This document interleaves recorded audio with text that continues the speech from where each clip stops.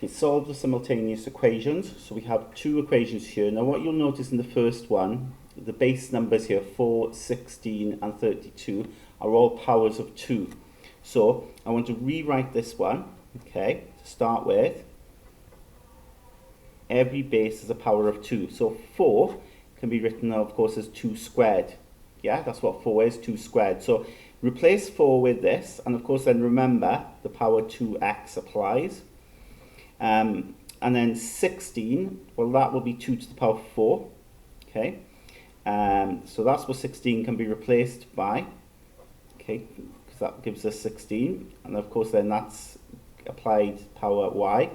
And then 32 is just the base there, the power is 1, so that will be 2 to the power 5, because 2 times 2 times 2 times 2 times 2 is 32.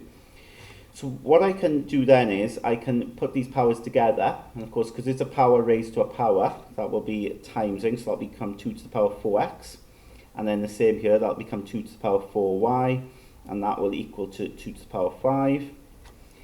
And then, of course, using the rules of indices, when you're timesing, we can add the powers here to write it as a single power here. Okay, leave the right-hand side as it is. And then what you'll notice then, both sides match. So you've got, as in, they've both got bases of 2, single bases of 2. So in other words then, this power here has got to match this power because they've got the same base. In other words, that has to be 5, doesn't it, for this to be equal. So we can say 4x plus 4y is equal to 5, and we have an equation which we can work with later on. So now let's look at the second equation here, and of course if you look at the bases here, these values, of course it's all to do with 5. Okay, so we can, that's already written as a power 5, so I don't need to do anything there as a base 5. That one can be written as 5 squared, of course. Okay, so it would be 5 squared, and then you're applying then the power, putting it then to the power y. This one here is 1 over. Now 125, of course, is 5 to the power minus. 5 to the power 3. I say minus, it will be minus in a minute. Not yet, when I take it up, but 125 is 5 times 5 times 5, which would be that. What I can do then is put these together. Okay, so of course, because I'm timesing, you can write them as a single power, so minus 2x. And remember, of course, as we saw earlier, that would just be 2y. So when you're timesing the powers, you add then these indices, and then you take that 5 to the minus 3 up. And we can see then we've got matching 5s on both sides. So the powers here, these indices will be identical. So in other words, minus 2x plus 2y is equal to minus 3. And we have ourselves two equations. You can see I've put in the box there. So now, if we just solve these simultaneously, okay, what perhaps I'd be tempted to do is to maybe double this one.